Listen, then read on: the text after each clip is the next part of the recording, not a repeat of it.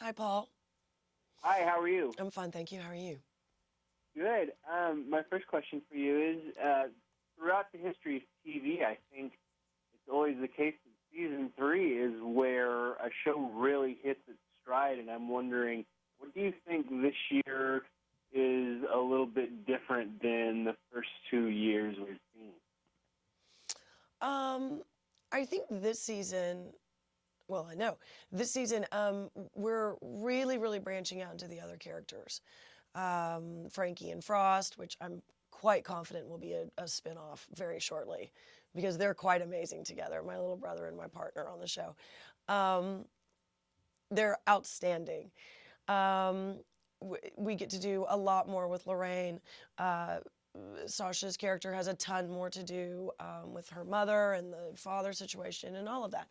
And that's really fantastic because it is a really spectacular group of actors, and being able to watch them come alive in these characters has been a lot of fun for me. I mean, obviously, playing Jane Rizzoli, I get to sort of be in the middle of all of them and interact with each one of them and have a wonderful time doing that.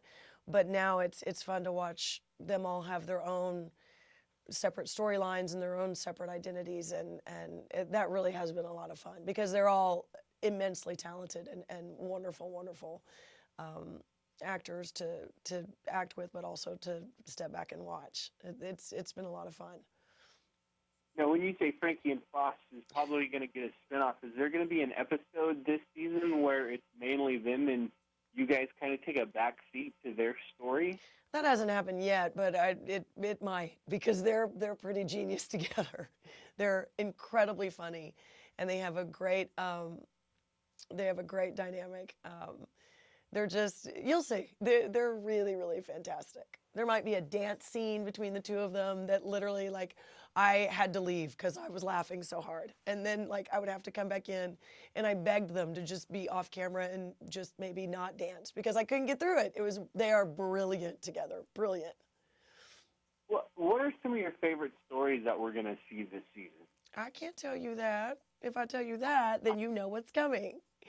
Um, no, you know what? There's a lot of really great storylines. And like I said, for each character, everybody has like their own stuff going on now, which is wonderful and rightfully so, and deserved. But as I can speak for myself, for Jane, she has a lot of issues this season that are sort of dealing with the heart, where she's not exactly the most evolved person when it comes to matters of the heart, but I'm very proud of the way she's handled a lot of things because there are some very serious and sad and traumatic things that happen, um, and I'm proud of the way that she's handled things. Well, how do you think those things are going to sort of push and sort of grow and mature the relationship between Jane and Maura?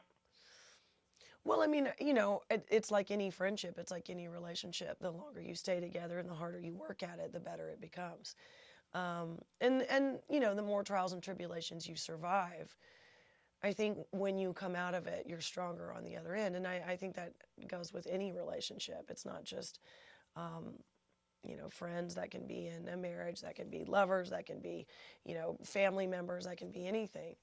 Um, but yeah, I mean, obviously the show's called Rizzoli and Isles. You can't have two girls fighting for an entire season. That's just boring.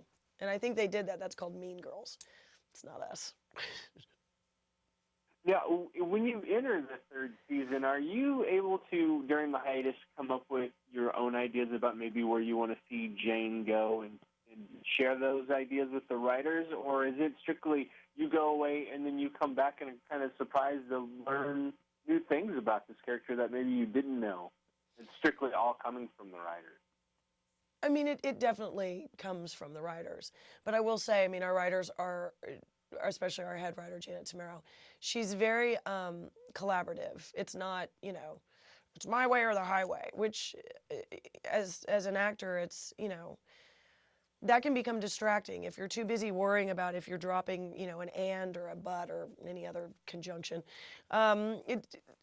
It become you start to worry about that as opposed to living in the moment and being in the scene. where Janet, is she's very collaborative. I mean, we'll be in a script meeting and we'll be reading through, and there's like a whole situation with Tommy, for example, and he's, just messing up again. And at one point I was like, wouldn't it be great if you just cut to like back over here outside of the morgue and you just hear, he did what? From Jane. She put it in there. So, it's a collaborative situation, which, is really appreciated. I mean, it just makes it more fun. It makes it more lively. And we all just have a blast doing it. What do you think the most surprising thing is that you've learned about Jane in this new season that you maybe didn't know yourself? She's a lot braver than I thought she would be. Strength and all of that stuff we knew, but she's brave, and I dig that a lot. I like to think that I'm brave, and courage and bravery is a big thing with me. I think it's very admirable. I think I don't know. I just know when I see that kind of quality in other people, I really admire them, and I see it in Jane. So it's a lot of fun to play, but it's also a lot of fun to step back and watch and admire her sort of from afar. And there's a new book coming out in September. I'm wondering, how does the TV show inform the novels at this point, if at all, or vice versa? No. I mean, Tess Gerritsen created these characters. That is hands down, bottom line. We can't really go along with the books because then we'd only have 7 episodes. So that's a problem. So, there's definitely a difference between the storylines. But I mean, great. Really? September? Awesome. Sign me up. Well, I'll be reading it definitely for sure. Are you not allowed to see early not transcripts, but early manuscripts to just kind of see where the characters are going, or is that just to surprise you when the book comes out on the shelf? You see it in the store and are like, oh, now it's time to see what's going on. Well, I mean, again, we don't do what the books do, so we just. I mean, that's just fun for me. Tess can really tell a good story. So reading the books that's just fun. They're very different from our scripts. I mean, obviously we get one every 7 days. So that's a whole different game. Well, in what guest stars can we expect? Last year you had so many great ones come on, especially for lovers of TV to see. I'm wondering, who are we going to see this year? Is that, again, something you're kind of keeping away from the fans until they actually... Well, see, and it's difficult for me because I'm the type of person that, telling a good story and what I do for a living is like supplying you with a great roller coaster ride. If I tell you that there's a hairpin turn to the left on, the second curve, I mean, well, then it's coming. So who cares? It's not as fun for you. You don't get to experience it. It's not a surprise. It's not your knee-jerk reaction to whatever situation is happening. But I mean, as far as telling you who's coming, to the show, we have Chris Vance, we have Sharon Lawrence, Chaz comes back. We have a lot of really, really great people.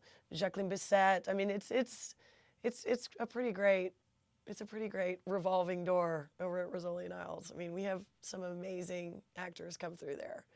Half the time I just sit there just going, I'm not worthy. and just to be acting with these people is such an honor, and it's so wonderful that we've got some really great people here. I'll tell you that. Was that enough? Was that too vague? Because that's all you're getting. It sounds good to me. I'll ask you one last question before I run out of time. I know tonight kind of episode picks up from where season 2 left off with, the shooting of the father. I'm wondering, how is that incident going to kind of carry itself throughout the rest of the season, or is that resolved pretty much in tonight's episode? It's not resolved as quickly as I think, normal average television would resolve it. And I liked that.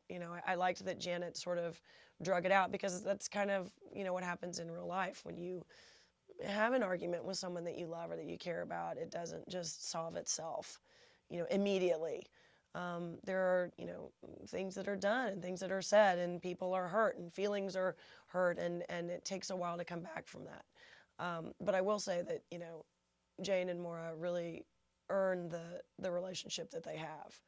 I'm not going to say when it ends, but it doesn't end in the first. There, how's that?